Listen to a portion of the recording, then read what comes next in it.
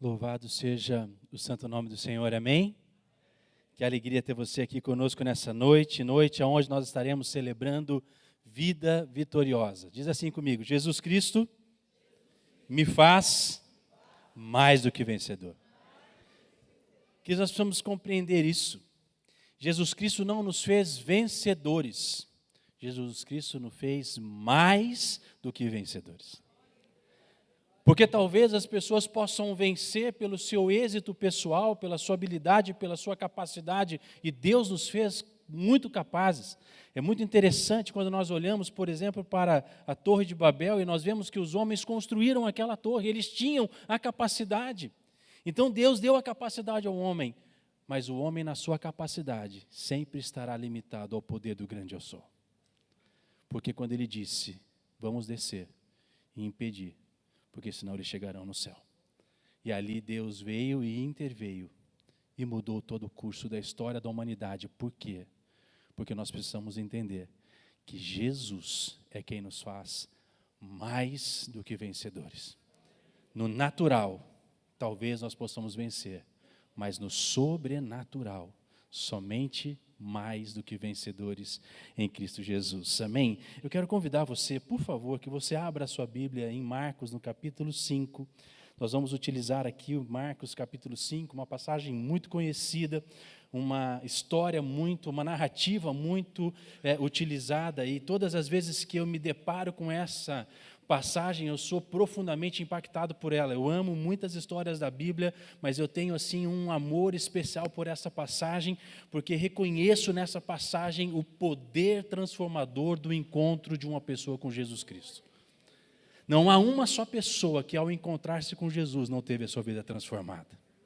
Aqueles que tiveram um encontro real com Jesus, esses foram transformados, receberam uma nova natureza, uma nova criação, agora eles são novas criaturas em Cristo Jesus. Aqueles que se encontraram com Jesus, tiveram a sua realidade totalmente transformada, porque aqueles que se encontram com Jesus não voltam mais o mesmo. E aqui nós vemos o tema da mente de Cristo, e ali em Marcos, no capítulo 5, no versículo 1, diz assim: entre mentes chegaram a outra margem do mar, a terra dos Gerazenos. Ao desembarcar, logo veio dos sepulcros. Fala assim comigo: veio dos sepulcros. Isso, amém. Ao seu encontro, um homem possesso de espírito imundo, o qual vivia nos sepulcros, e nem mesmo com cadeias alguém podia prendê-lo, porque tendo sido muitas vezes preso com grilhões e cadeias, as cadeias foram quebradas por ele e os grilhões despedaçados, e ninguém podia subjugá-lo. Andava sempre de noite e de dia, clamando por entre os sepulcros e pelos montes, ferindo-se com pedras.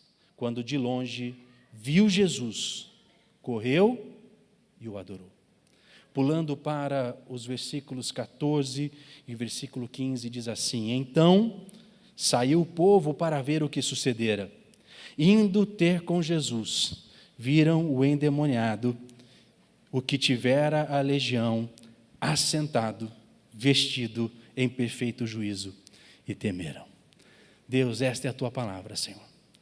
E assim como diz a tua palavra, Senhor, nós pedimos em nome do Senhor Jesus que essa noite seja uma noite de encontros contigo, Senhor, aonde seremos transformados totalmente em nossa natureza, para a tua natureza divina, em nome do Senhor Jesus. Amém.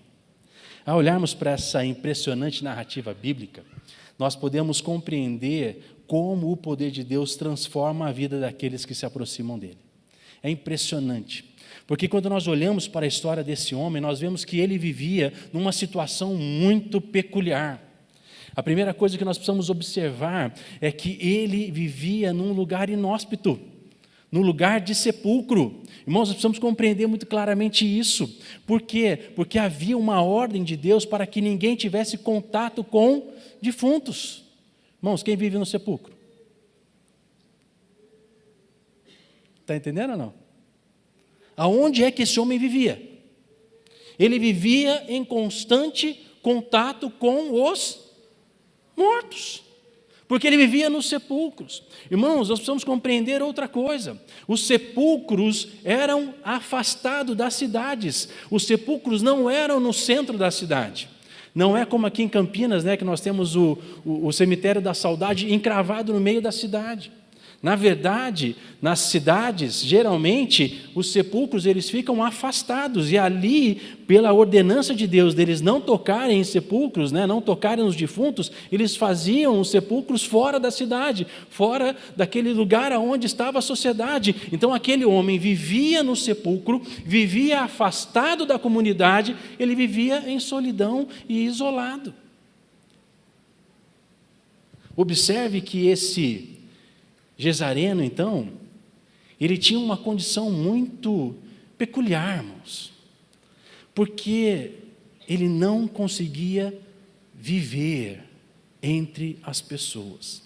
A Bíblia narra que ele andava de dia e de noite, clamando e ferindo-se com pedras.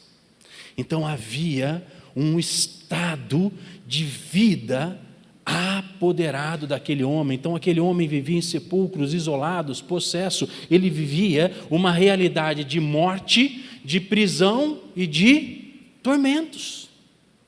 De dia e de noite ele clamava, ele exaltava, ele exclamava e se cortava, se feria com as pedras.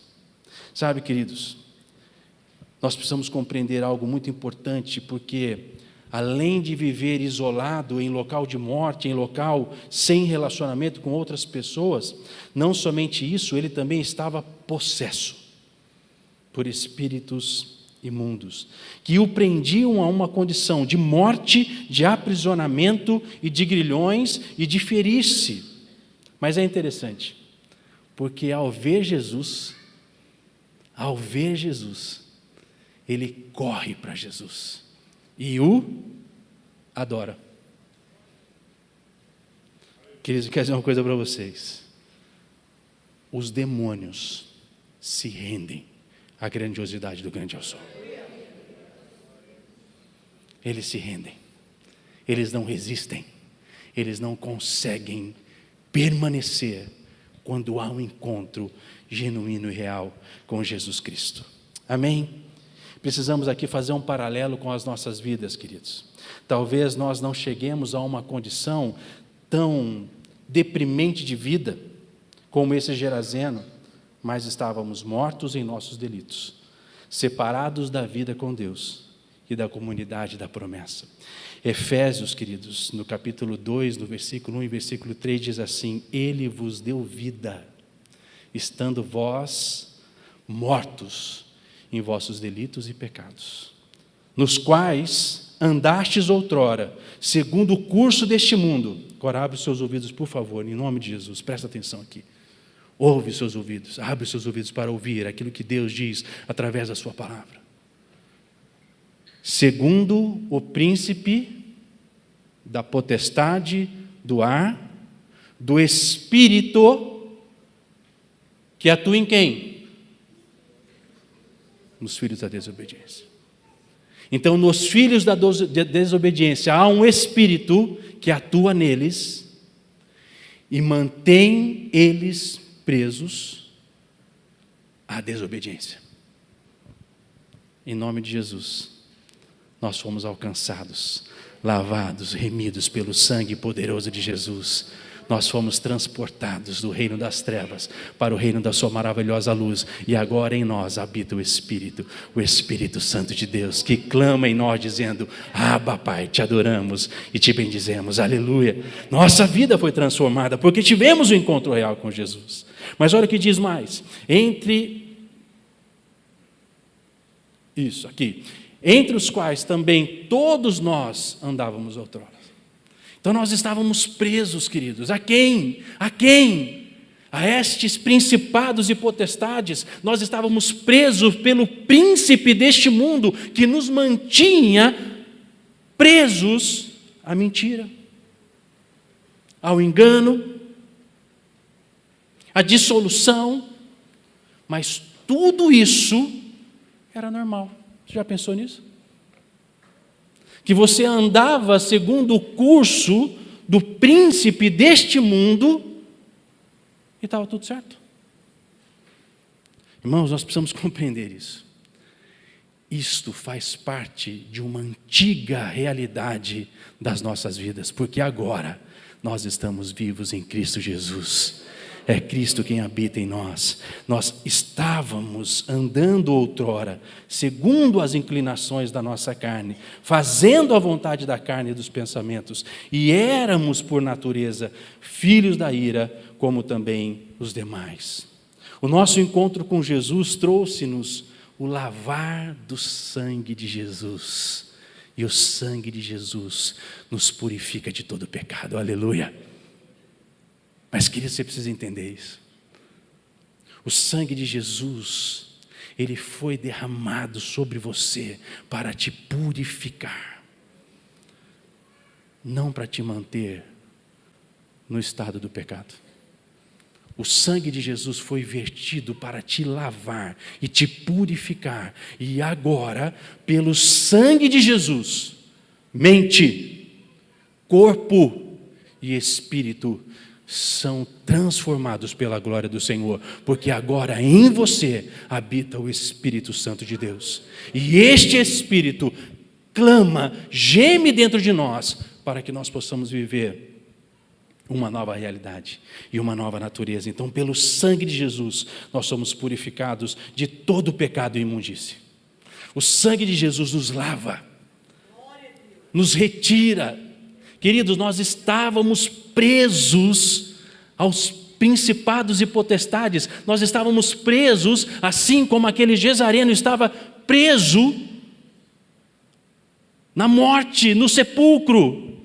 Mas nós louvamos, porque aquele que foi ao sepulcro, ele ressurgiu ao terceiro dia em glória, e ressurreto, ele nos dá uma nova vida e uma nova esperança. Agora nós somos livres, e aquele que está em Cristo, nova criatura é, livre é em Cristo Jesus. O príncipe deste mundo já não tem mais autoridade sobre nós, porque agora nós estamos debaixo do sangue do Cordeiro, do sangue que nos purifica, que nos lava. Ter a mente de Cristo é entender que nós fomos lavados e purificados pelo sangue de Jesus, e pelo sangue de Jesus foi derribada toda a parede de separação que havia entre nós e o nosso Deus. Sabe que você precisa compreender isso? O sangue de Jesus nos purifica. Glória a Deus. Por quê? Para quê? E para quê? Porque Deus nos chama para um relacionamento de intimidade. E como nós podemos nos aproximar de um Deus que é santo, puro, se nós não estivermos lavados e purificados pelo sangue do Cordeiro? Você entende isso? A obra que foi feita na cruz do Calvário por Cristo Jesus foi derramar o sangue para que eu e você pudéssemos agora ter derrubado toda a parede de inimizade que existia entre nós e o nosso Deus. E agora nós recebemos uma nova condição, a condição de filhos amados de Deus, co-herdeiros com Cristo, co-participantes da natureza divina. É esta promessa que está liberada para nós. Então nós seremos purificados e santificados pelo sangue do Cordeiro, em nome de Jesus. Somos agora aqueles que detêm uma nova vida, filhos de Deus e pertencentes à família do Pai. Efésios capítulo 2, versículo 13 e 14 nos diz assim: mas agora, em Cristo Jesus. Fala assim comigo: mas agora. Queridos, você precisa entender isso. Irmãos, às vezes o crente é estranho. Às vezes o crente é estranho, porque está caindo uma revelação na cabeça dele, e ele não entende. E aí ele fala assim: o mais agora, como se estivesse indo comer um pastel na feira amanhã, irmão. O pastel é amanhã, meu irmão, é agora você está em Cristo. Você está entendendo isso? Mas agora, nós estamos em Cristo, assim como aquele Gesareno estava preso no sepulcro, mas ao ter um encontro com Jesus, ele foi transformado. Nós estávamos presos, o Espírito que opera na maldade neste mundo operava em nós, mas agora, aleluia, mas agora nós estamos em Cristo Jesus, aleluia! uma nova realidade, uma nova vida, uma nova dimensão, uma nova condição. Mas nós precisamos responder a essa nova vida e essa nova condição. O Senhor nos chama para vivermos uma vida de lavados e remidos pelo sangue do Cordeiro. E o sangue nos purifica de todo pecado. E Ele nos leva a um relacionamento de intimidade com o Senhor. Amém? Mas olha o que Ele diz, mas agora, aleluia, em Cristo Jesus, vós que antes estavam longe, irmãos, antes nós estávamos longe, mas agora nós estamos perto, aleluia, glória a Deus. Deveria arder no nosso coração essa alegria de estar perto do Senhor. Nós estamos perto dEle, nós podemos ouvir as batidas do coração de Deus. E o coração de Deus pulsa por mim e por você. Ele nos ama. E Ele deseja estar conosco agora para realizar uma nova vida em nossos corações. Mas vós que antes estáveis longes, fostes aproximados pelo sangue de Cristo. Fala assim comigo, eu fui aproximado. Não, irmão, você vai falar de verdade isso aí. Eu fui aproximado pelo sangue de Jesus. Irmão, se você entender isso, o diabo não pode contra você. Oh, pastor, mas assim, simples assim? Eu não sei quanto a vocês, mas... irmãos, o que o diabo pode fazer comigo se eu tenho o sangue de Jesus na minha vida? Nada. Eu não pertenço mais a Ele. Eu não tenho nada com Ele. Vá a Ele cuidar dos endemoniados dele. Mas eu estou livre em Cristo Jesus. E agora, como filho de Deus, lavado e remido, eu vivo para a glória dEle. Vivo para manifestar a glória dEle. E vivo para trazer a glória dEle aonde eu estou e no lugar aonde eu estou. Agora fostes aproximados pelo sangue, porque Ele é a nossa paz. Irmão, você entende isso? A sua paz não está no seu banco. A sua paz não está no seu emprego. A sua paz não está na sua capacidade ou na sua habilidade. E glória a Deus se você tem habilidade e capacidade, queridos. Isso vem de Deus para você. Isso é maravilhoso demais. Deus dá aos seus. Porque Ele é galardoador daqueles que o amam e o buscam. Ele dá sabedoria, Ele dá entendimento, Ele dá capacidade, Ele te dá inteligência para que você seja desenvolvido naquilo que você faz. Mas entende uma coisa, em nome de Jesus, Ele é a nossa paz. Fora dEle, tudo se resume a nada. Porque tudo o que é bom provém do Pai das luzes para nós. Então Ele é a nossa paz, o qual de ambos fez um, e tendo derribado a parede da separação que estava no meio, a inimizade. Jesus Cristo, através do sangue dele, conquistou a amizade de volta com Deus para nós. Nós podemos agora nos achegar no trono da graça do Pai e dizer: Pai, aqui estamos para apresentar as nossas súplicas, aqui estamos para apresentar as nossas vidas, recebe o nosso coração como uma oferta de sacrifício de amor para você, Senhor. A parede de inimizade foi derribada. Esta ação poderosa de salvação também precisa nos levar a uma nova condição de vida. Aqueles que estão em Cristo são novas criaturas. Eis que tudo se fez... Não, fala comigo assim. Eis que tudo se fez novo. Irmão, você entende isso? Às vezes a gente acha que entende, mas a gente não entende. Sabe, novo é novo. O novo não é velho remendado. Às vezes, né, a gente tem aquela mania de crente, deixa eu dar uma encerada no vaso. Não, irmãos, não é assim que Deus faz. Sabe como é que Deus faz? Ele quebra o vaso, pega o barro e faz de novo. E quantas vezes for necessário, Ele vai quebrar o barro, quebrar o vaso, fazer o barro e fazer de novo. Então facilita, deixa Deus fazer. Mas entende que é algo novo, não é algo remendado. O remendado não suporta o vinho novo. Eu vou repetir. O remendado não suporta o vinho novo. Deus está nos chamando para nos revestir do novo. Ele deseja fazer de novo em nós, para que nós possamos receber o seu poder e a sua glória, porque como vasos novos, Ele enche para a glória dEle. Então nós precisamos entender isso.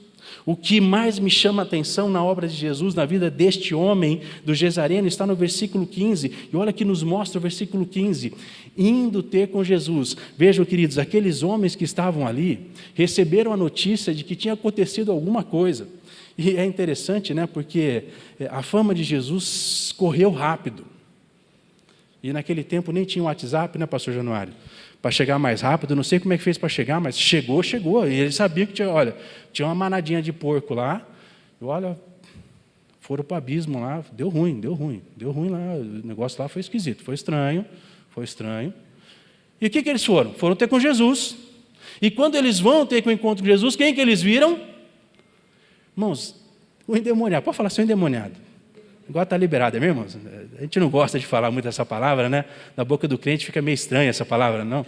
Mas eles viram endemoniado, é mesmo? Porque é a Bíblia que está dizendo isso, não sou eu não, é a Bíblia que está dizendo isso, amém? Quem que eles viram? Mas olha que interessante. O que tivera, agora ele não tem mais.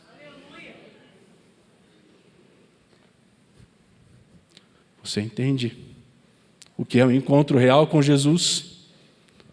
Quem você era, você já não é mais. Você era o endemoniado. Hoje você é livre para a glória do Senhor Jesus. Você era o mentiroso, agora você é o homem que fala a verdade. Você era quem andava no engano, mas agora você anda na verdade. Aleluia, louvado seja o nome do Senhor. O que tivera, a legião já não tem mais. Que Deus maravilhoso. O que tivera, agora, querido, ele é livre. Ele vivia isolado no sepulcro, aonde ele está agora, com as pessoas. Você consegue ver isso ou não, irmão? Ele vivia isolado no sepulcro, na morte, na escravidão, nos grilhões, nas prisões, nos verice, mas agora como ele está? Ele está no meio do povo, na multidão que está com Jesus. Eles vão ter com Jesus e quem eles encontram? Endemoniado. Que agora já não é mais endemoniado, agora é um filho de Deus, alcançado pelo amor e transformado pelo poder de Deus. Mas olha que lindo, aquele que tiver a legião, assentado. Irmãos, as pessoas não conseguiam com ele, colocavam algema e ele quebrava. Ele andava como? Nu, irmãos. Nu, sabe por quê? Porque rasgava a roupa. Mas e agora? Vestido. Você entende isso? O que tivera, agora já não tem mais. Agora ele está assentado, vestido e em perfeito juízo. E o que aconteceu com esse testemunho poderoso de transformação daquele que teve um encontro com Jesus? Os homens temeram, porque reconheceram que aquele que estava em trevas já não está mais. E em nome de Jesus, quando as pessoas olharem para nós, eles vão temer ao Senhor, porque eles verão em nós o encontro real com Jesus, em nome do Senhor Jesus. Olha a mudança que o encontro com Jesus proporcionou a este homem. Eles o conheciam como o endemoniado. A velha natureza dele era uma velha natureza de possessão, de prisão, de morte. Velha natureza. O que era doido, andava nu, não podia se relacionar com ninguém, nem ao menos viver entre eles. Agora eles o viram assentado, vestido e em perfeito juízo. Que transformação poderosa! Onde havia morte e grilhões, agora há vida, restauração e renovo. Tudo se fez novo. Aleluia! Este é. Me ajuda aí, pessoal.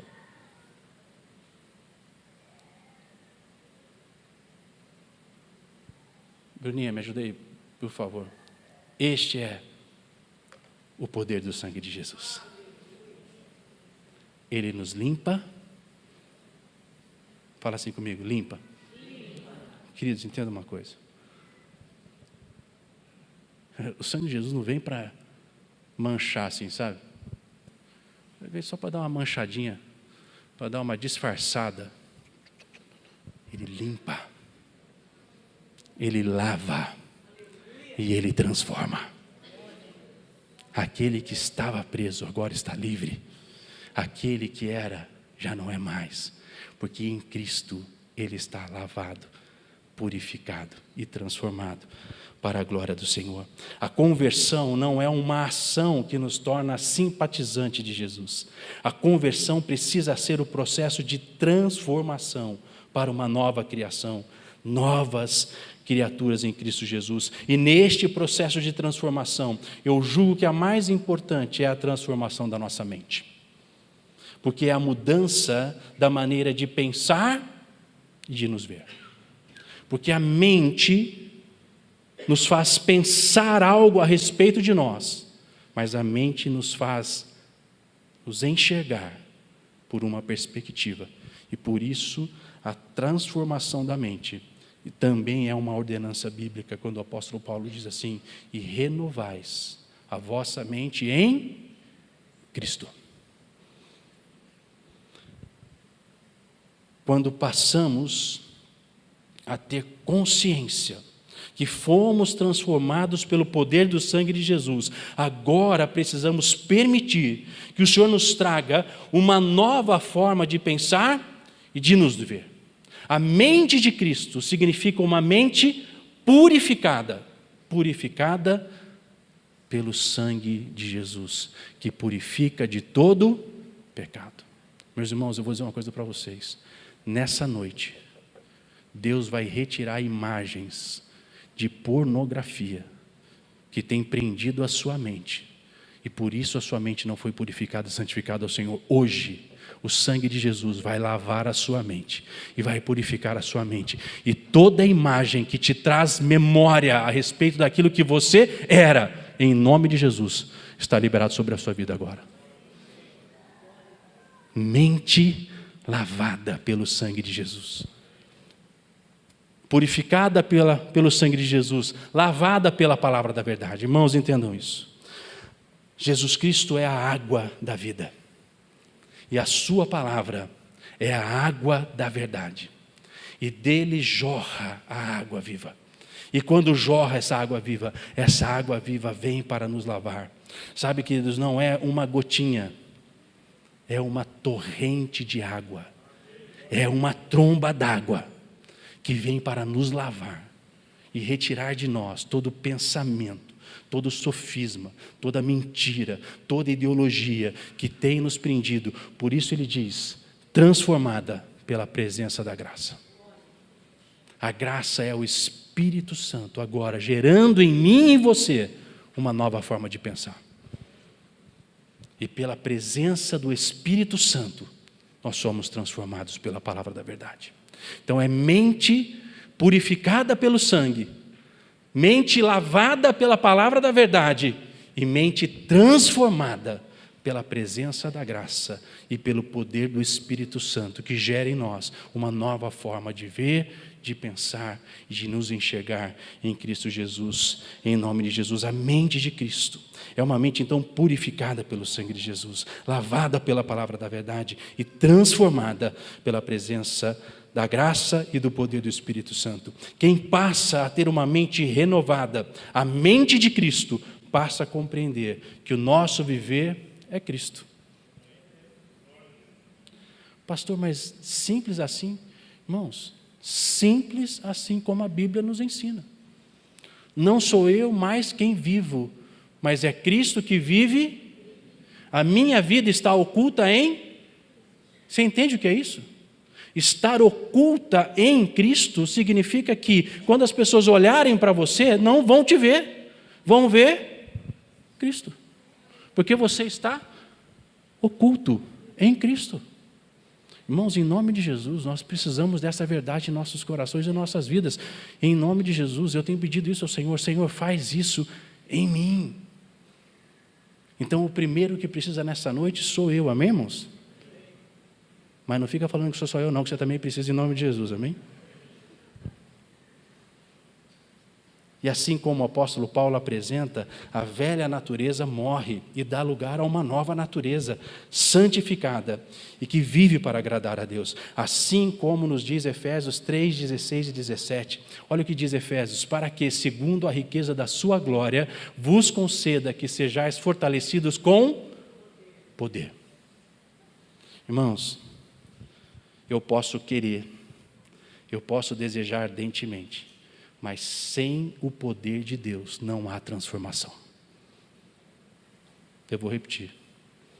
Eu posso querer, eu posso buscar, eu posso desejar ardentemente, mas sem o poder de Deus não há transformação. O apóstolo Pedro diz: visto como pelo seu divino poder nos tem sido doada todas as coisas que nos conduzem à vida e a piedade. É pelo poder de Deus que nós somos transformados. É pelo poder de Deus que nós recebemos uma nova natureza e uma nova realidade.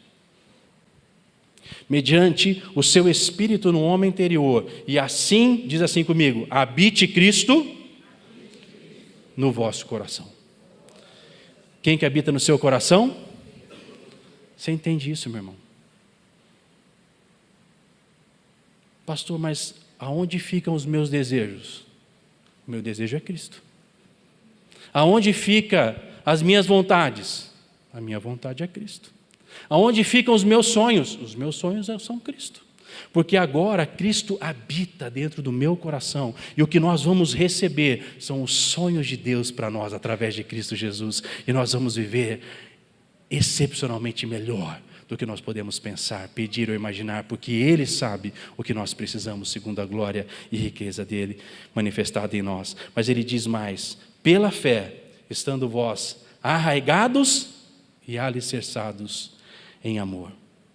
Irmãos, aquele que mentia, não mente mais.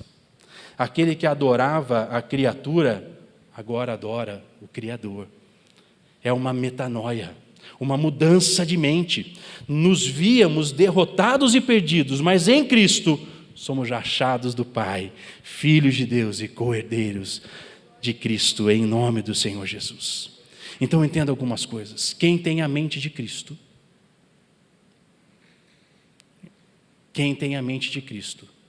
não negocia a sua santidade. Eu vou repetir, queridos. Quem tem a mente de Cristo não negocia a sua santidade. Santo é santo, profano é profano. Amém? Você entende isso? Sabe, queridos, me perdoem ser muito diretos. Diretos não, porque eu sou um só, né? Deixa eu ser direto com vocês. Tem muito crente achando que santidade tem a ver com plataforma. Com subir aqui, ó. Aqui não se vive santidade. Santidade se vive em casa, nos relacionamentos, no trabalho, no shopping, no supermercado, no carro. Santidade não é no altar. Santidade é na nossa vida. A minha casa é santa. O meu trabalho é santo. A minha carteira é santa. O meu celular é santo. Amém, irmãos? Ter a mente de Cristo significa que você não negocia com a santidade. Amém? Presbítero Márcio, posso apertar? Você me protege? Amém? Porque o próximo eu acho que vai ser mais difícil, irmãos. Amém? Põe até efeito para ficar mais fácil, amém, irmãos? Ter a mente de Cristo é ter uma vida radical quanto ao pecado. Posso colocar as coisas no seu devido lugar, irmão? Vocês não vão ficar tristes comigo? Pecado é pecado e ponto. Não, pastor, não é bem assim. Então está em pecado já. Porque na verdade, queridos, é o seguinte: o que a Bíblia nos chama é para uma metanoia, mudança de mente. Eu pensava conforme o espírito e o príncipe deste mundo me mandava pensar. Agora em Cristo eu tenho uma nova mente. E qual é essa nova mente? Santificada, de amor, de adoração, de liberalidade, de abençoar. Então, na mente de Cristo não cabe avareza, irmãos.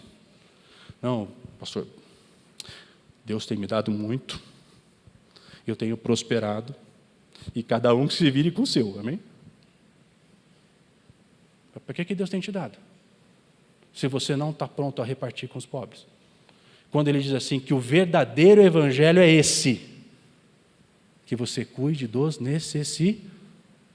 Está na sua Bíblia isso, querido? Porque está na minha, amém? Vocês estão entendendo ou não? Então a avareza é pecado. E pecado é e acabou. Não fica negociando, não fica assim, sabe, esticando o metro do pecado, sabe? Pastor, não é bem assim, estica um metro, sabe assim? Não é bem assim. Não, olhar só não tira pedaço, não tira não, mas te leva para o inferno. Desculpa a minha muita sinceridade hoje, irmãos, amém? De vez em quando os pastores têm esse probleminha com a sinceridade, amém? Pecado é pecado e acabou. Não há como você negociar com o pecado. O problema é que muitos crentes estão flertando com o pecado. E andam perto do abismo achando que não vão cair dentro do abismo. Meus irmãos, deixa eu falar uma coisa para vocês. A Bíblia ela é tão clara em relação ao pecado que ele diz assim, se o teu olho te faz pecar, arranca ele fora. Para que você não venha perder o restante do corpo. Então a santificação, a mudança de mente, ter a mente de Cristo significa ter uma mente transformada a tal ponto que você agora vive de uma forma radical, conforme Deus espera que você viva, longe e separado do pecado. Por quê? Porque o pecado faz separação entre você e Deus, mas Jesus Cristo, através do seu sangue, derrubou toda a parede de separação que existia entre eu e o Senhor. Então o pecado não encontra ocasião na minha vida, porque eu quero estar perto do Senhor. Então pecado é pecado. Sabe, queridos, a mente de Cristo será gerada por um amor intenso por Deus. A tal ponto que eu abro mão dos meus sonhos, dos meus planos para viver a vontade do Senhor. A tal ponto que a santidade do Senhor importa mais do que eu posso ter amanhã. Porque o que eu preciso é da santidade hoje, para exaltar e glorificar o Senhor hoje. E se hoje eu ouvir a voz do Senhor e não endurecer o meu coração, Ele vai entrar e vai cear comigo. E quando Ele ceia comigo, o coração de Deus se alegra. E é para isso que Deus está nos chamando, para cear com Ele, para sentarmos com Ele, para estarmos com Ele todos os dias. Sabe, queridos, Paulo vem e nos convida através da carta aos Filipenses para ter o mesmo sentimento que houve em Cristo Jesus. Ele diz assim, Cristo humilhou-se e esvaziou-se. Você entende isso? Humilhar-se significa eu abro mão para fazer a vontade daquele que me enviou. E esvaziar-se é eu tiro aquilo que é meu para que Deus possa encher com aquilo que é dele. Que haja em vós o mesmo sentimento que houve em Cristo Jesus, que humilhou-se e se esvaziou para cumprir o propósito de Deus. Nossa alegria precisa ser Cristo, nosso casamento, nossa empresa, tudo o que somos e tudo o que temos precisa ser Cristo. Tudo é Cristo. E por fim, Cristo é tudo em todos. Aleluia.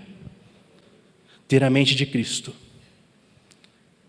é revestir-se da armadura de Deus para resistir e permanecer firmes. Meus irmãos, quando eu me deparei com esta palavra, me lembrei do livro do apóstolo Rick Joyner, quando ele diz assim, a respeito da batalha final, ele tem uma visão de um campo de batalha, e ali existia um exército, e aquele exército marchava, mas era muito interessante, porque ele olhava para aquele exército, e existiam muitas divisões, eu não conheço muito disso aqui, viu, presbítero Pedro? Então, se eu falar alguma coisa errada de exército, eu fui jurar a bandeira 5 anos depois, porque eu não queria fazer o exército, tá mesmo? Depois vocês cortam isso na mensagem. E aí, ele via aquela divisão. Mas o que era interessante, quando ele olhava para aquela divisão de exércitos, ele via assim, uma divisão só com capacete, uma divisão só com couraça, uma outra divisão só com sapato. E quando ele olhava aquilo, vinham os abutres e conseguiam voar e pegar aquelas pessoas. Por quê? Porque a armadura não estava. Vamos ver o que Paulo nos ensina. Revestivos de, fala assim comigo, toda. Você está entendendo, irmão? Paulo é redundante, porque ele diz assim, revestivos de toda a armadura de Deus para poderes ficar firmes contra as ciladas do tomai. Você está entendendo? Ali, Paulo está repetindo.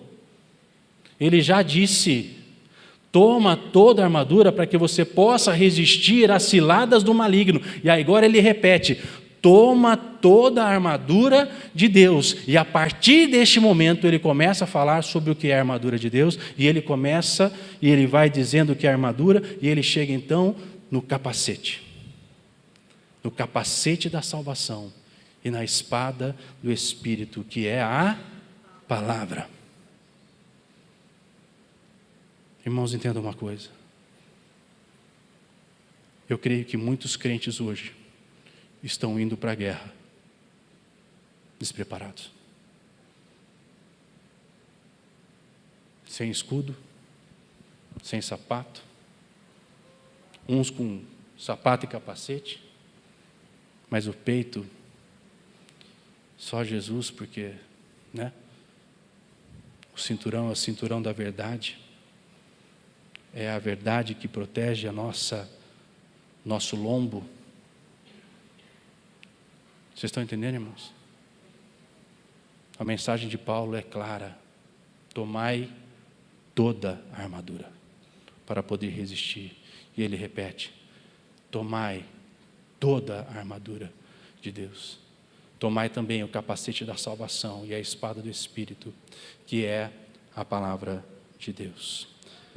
Na mente está o capacete da salvação, para proteger na sua consciência a obra mais perfeita e única que pode mudar a sua vida e destino. A salvação é o acesso a Cristo como Salvador, mas também como Senhor, aquele que domina as nossas atitudes e intenções. Mas o que é que o inimigo da nossa alma tem feito para roubar, matar e destruir a partir da sua mente? Em primeiro lugar, ele rouba a alegria da tua salvação.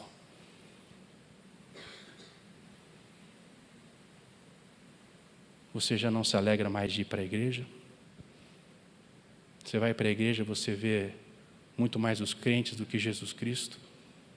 Irmãos, vou falar uma coisa para vocês. Quantos aqui estão em aperfeiçoamento?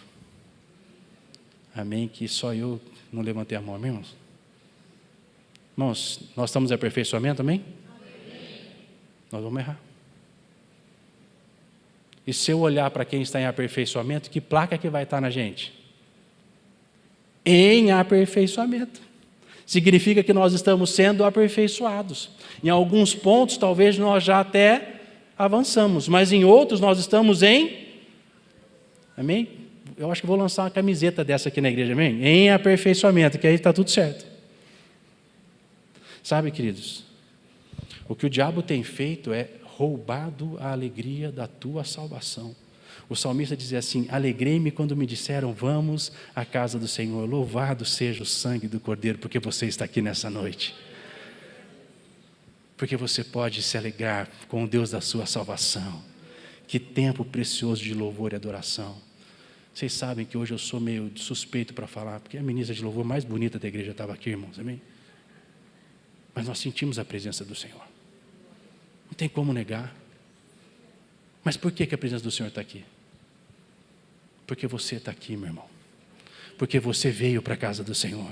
Porque você veio adorá-lo. Porque você veio render o seu coração a Ele. E o que o Senhor mais anseia é aqueles que o amam e o buscam. E que podem alcançar a Cristo através desse grande amor. Mas, queridos, posso completar a obra completar a mensagem com aquilo que Deus me falou no meu gabinete, ninguém vai ficar triste comigo.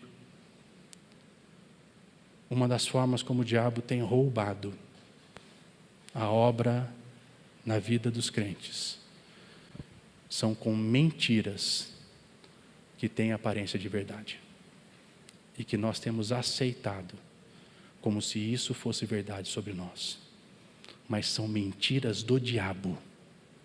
O Senhor Jesus está chamando uma nação santa, um povo de propriedade exclusiva do Senhor, que vai se separar para adorar e para santificar a vida dele, a sua vida para o Senhor. Por isso, queridos, nós não pregamos sobre prosperidade na nossa igreja, porque prosperidade não é para ser alcançada, é para ser manifestada sobre aqueles que amam a Deus. Deus dá aos seus enquanto dorme. Você já pensou nisso? Você está dormindo, repousando, e Deus está dando a você, meu irmão, cuidando de você, cuidando do seu futuro, do seu amanhã. Por isso ele diz assim: não se preocupem com o que você tem de comer, o que você tem de vestir. Deus sabe que você precisa disso. Mas o que ele diz? Ame ao Senhor de todo o teu coração, coloque Ele como prioridade e Ele satisfará os desejos do seu coração. Deleita-te do Senhor e Ele satisfará os desejos do teu coração. Há muitas mentiras sendo anunciadas, que crente precisa andar de carro bom. Irmãos, glória a Deus pelos carros bons, meus irmãos. Se você tem um carro bom e quer andar com o pastorzão, me chama aqui, irmão, eu gosto de andar no carro bom. Não tem problema com isso, mas eu amo o meu carro. Ô irmão, como é uma benção o meu carro, é uma maravilha, me leva para cima e para baixo, não fala mal de mim, ainda me ajuda. Então qual que é o problema dele? Nenhum, irmãos. Mas carro não diz quem eu sou. Carro é bênção do Senhor e glória a Deus. Se você tem um carrão abençoado, louvado seja o nome do Senhor pela sua vida, amém, irmãos? Mas isso não diz que nós somos mais abençoados ou menos abençoados. Não é pelo tamanho da conta bancária que nós temos que nós vamos ser chamados de crente ou não. Posso apertar mais um pouquinho? Crente não fica doente? Ô, irmão, só eu sei quanto que eu tossi os últimos dias, é isso. Jesus Cristo. Isso rouba quem Cristo é em mim? Não. O que nós precisamos entender é que o inimigo das nossas almas tem lançado mentiras e tem prendido o nosso coração. O inimigo das nossas almas tem tentado roubar a alegria da nossa salvação, mas em nome do Senhor Jesus isso não acontecerá conosco, porque nós teremos a alegria de pertencer a esse Deus que transforma. Mas nós precisamos olhar para dentro de nós. Uma das coisas mais lindas que o salmista diz é quando ele para diante do seu pecado. E não foi qualquer pecado, queridos. Foi um pecado de adultério, um pecado que custou a vida do filho dele. E quando ele para diante do Senhor, ele fala assim: Pai, vê se há em mim algum caminho mau e livra-me pelo caminho eterno. Sabe, queridos, hoje Jesus nos chama para ter a mente de Cristo. E ter a mente de Cristo é ter uma mente lavada, purificada e transformada pelo poder do sangue de Jesus.